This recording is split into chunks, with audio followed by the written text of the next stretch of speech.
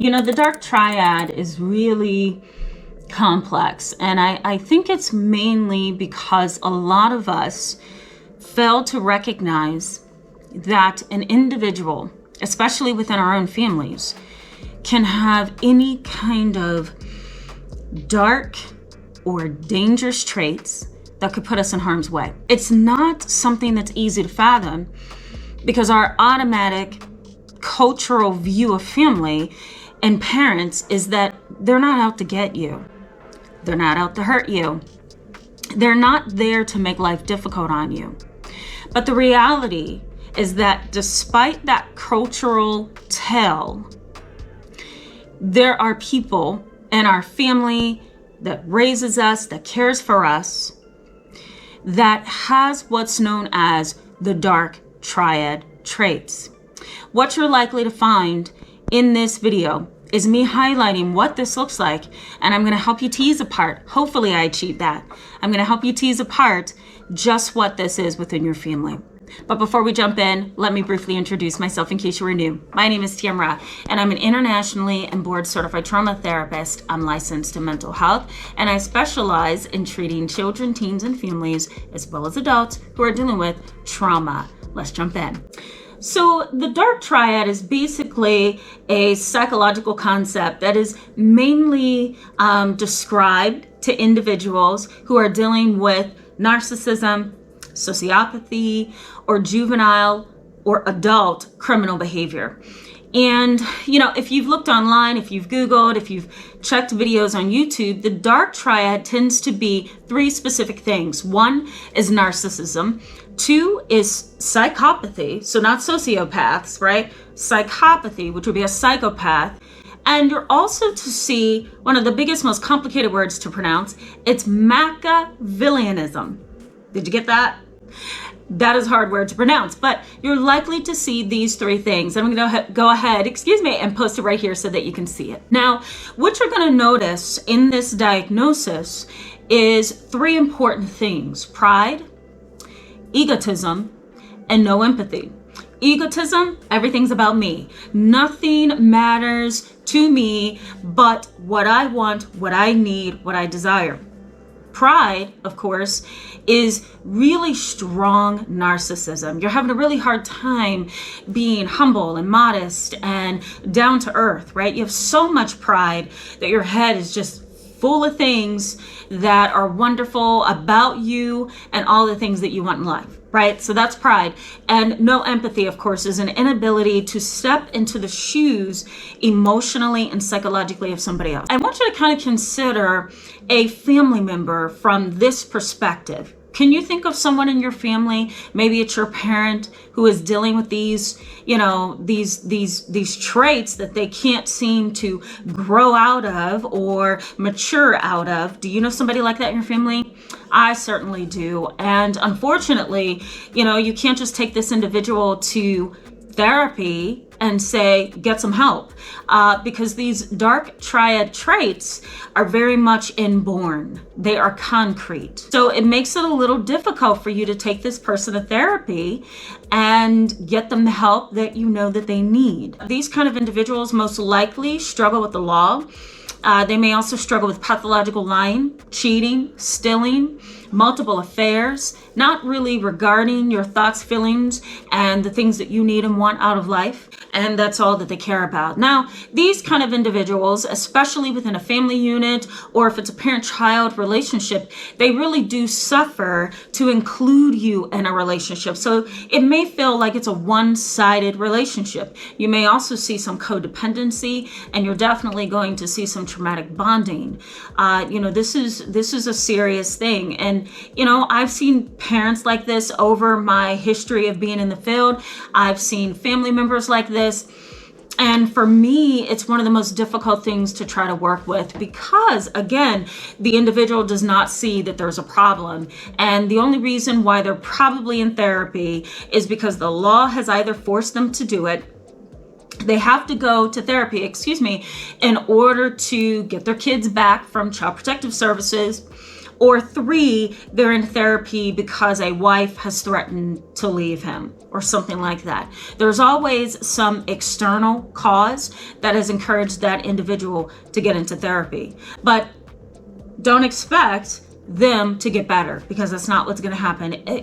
What's most likely to happen is they're going to learn some new skills, play the role, and get out. With these kind of family members, you're also likely to see grandiosity, success. They're personally charming. And you may also notice arrogance and emotional intelligence. The reason why it's called the dark triad is because there are 3 things that occurs together. And that, again, is Machiavellianism, psychopathy, and narcissism. Within those 3 traits is an individual who is very emotionally intelligent. They know exactly what you want to see. They know exactly what you want to hear. And they know exactly what you want to feel. Seriously. What you're likely to see within your family or in a parent-child relationship with someone who exhibits these dark traits is insincere flattery and a lack of authenticity. I'll include that in there as well. These individuals know exactly, again, what you want to hear, what you want to see, how you want to feel. So these are the kind of individuals where, you go to them, and you tell them about your horrible day, or you share something that has happened in your life, a divorce that's occurring. My child is in a mental health hospital. I just broke up with somebody. And the first thing that they are likely to say to you is, "You look so pretty today. You look fantastic. Did you lose weight? You look really nice in that scarf. Oh, you were so beautiful at the funeral. Oh, if he were alive, he would probably think you're lovely looking. Oh my God." That is the kind of insincere flattery that you are likely to experience. I actually had someone consult with me 2 years ago, and she was in the UK. And her grandmother passed away, her uncle passed after that, and then her father. And every time she would bring in a family member who had narcissistic traits, psychopathy, they were very motivated socially. They felt like they had a great reputation, and they did. They had social capital. They were very well known, this particular family. And so this person who consulted with me said, this is terrible. Like, she complimented me at every funeral, and didn't care that I was hurting, didn't care that I was crying, didn't care that I didn't want to say goodbye. She told me how beautiful I looked and why I should not be crying because I'm so beautiful. Now, you may also see somebody say something to you like, "Oh my God, girl, you are beautiful." And somewhere in that tone, you may hear some envy. You may hear some ways that you don't like. You may hear some patronizing. You may hear a condescending tone.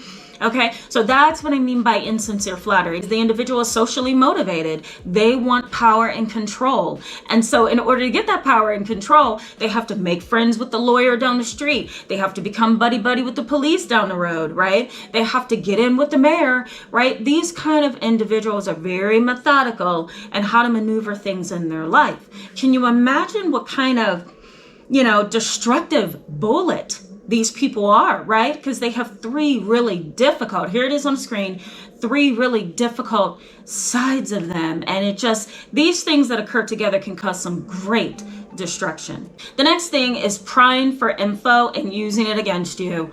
What happened the other day? We saw the police on the street. Oh my God, your husband fell down the steps. What happened? I'm here for you. Just let me know. Just call me, send me an email, let me know. Every time you contact a person like this, you're most likely going to get more prying, and they're going to spread it around and share it with other people. And the only reason why they are doing this is because they want more information to use against you. It's not that they care, right? Because a narcissist doesn't care, a sociopath doesn't care, a psychopath doesn't care, right? These kind of individuals are egotistical, they are prideful, and they do not have empathy. And so any information you give them is going to be used against you. The next thing that you're likely to see is sexually provocative behavior and risk-taking. Most of the time, these particular mothers, fathers, family members, they're very sexually provocative. Prostituting, selling their body online or in person. And what I mean by online is like sexting, what's that other thing? I can't think of the other, I'm blanking on it. Phone sex, right? They do those kind of things. They're very risky. They don't have boundaries. They don't know how to make other people respect their space, their body, their mind. All they want is that stimulating, risk taking that they tend to engage in, right? So you may have a parent like this, and this parent may have jumped from that relationship to the next, to the next, to the next. And you may have also heard a lot of sexual things going on in your home. There also may be sexual incest within the family and emotional extortion. Okay. The next thing is, you may see that they are influential but dark. So, they have social capital. They are very socially influential. When they talk, you believe them. When they hook hands with other people or lock arms is what I'm looking for. When they lock arms with other people in the community, you're likely to hear, this is a wonderful person. He donated over $50,000 to my organization. No questions asked, just donated to me. I mean, who does that? That's the kind of influential power and control that this particular individual seeks and they want. They want to be attached to the police, attached to attorneys, attached to the important people, but they're only doing it for their own benefit. You know what I mean? So they're influential. They influence people. They may even be, really charismatic, attractive even. And that's the scary thing, because they're going to use it against you at some point, The next thing is attention seeking. These particular individuals are often looking for attention. That's the only way that they can get some reward, some reward for being such a dark individual. You know what I mean? They have 3 really dangerous, complicated, and messed up traits going on. And so in order for them to feel stimulated in some way, they have to seek attention. They have to be a part of somebody else's world in a way that makes them feel good, makes them feel in control, makes them feel powerful. You're likely to also see this kind of an individual play the victim. And, I talk a lot about the drama triangle on this channel, where there is a triangle. There's a victim at the top. Left is a rescuer, and on the right there's a persecutor, which is the one who's pointing fingers all the time. Well, in that triangle, you're likely to see this kind of individual take the victim role, and they run to the rescuer, who then corrects whoever they feel is going against them, and it just becomes this triangle and this drama triangle in a family, or even in the parent-child relationship. Sometimes the parent will get angry with the child and run to the father, and then the father punishes or scolds or embarrasses or whatever, and that's a triangle in and of itself. Pathological lying is something else that you're likely to see as well. These individuals lie. I don't believe a pathological liar at all. A lot of times I ask a question, I test, I ask another question, I test, I ask another question. And if I keep getting things that intuitively doesn't feel right to me, and you're giving me all the signals that you're lying. You know what I mean? I can catch a pathological liar almost every time I see them, in my work. And it's only because of experience, I think, and just good intuition. But, this kind of an individual within your family, or maybe this is a parent who has these 3 traits, it may be really difficult for you to identify that they are lying to you. That's why these 3 traits are dark. They are good at what they do. It's a mixture of chaos and for lack of a better word, insanity, right? These 3 things makes these people really go after you. And so when they lie well, because it's the only way that they can win. You're most likely going to see superficial behavior and jealousy, very shallow individuals. They want what looks good, what feels good, and what kind of gives them this boost of social power and emotional advancement over you. They want to be above and beyond you, never beneath you. And so they're going to do whatever it takes. So if they're jealous of you, if they're shallow and superficial, you know what I mean? Then this is going to be detrimental to you, because anything you do in your life, anything you achieve in your life, they're going to try to destroy it. This is complicated, guys. And, I think I'm going to come back and talk about this a little bit more.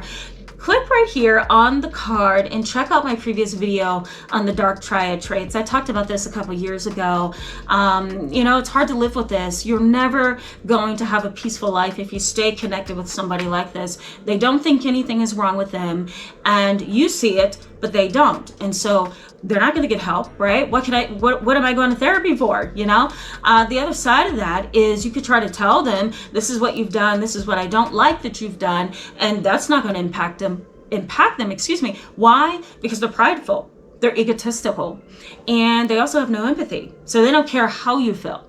So, you know, my honest advice to people who are dealing with this within their family or with the parent-child relationship is to run. Like, that's, you know, that may sound really pessimistic, but that's honestly the only thing that I could come up with when I'm dealing with somebody like this. It's hard. It's just hard. Oh, thank you so much for being with me in today's video. Go ahead and hit that subscribe button and that thumbs up button if this video was helpful to you. And also hit that bell button so that every single time I post a video, you will get an alert. I'll see you in the next one. Bye-bye.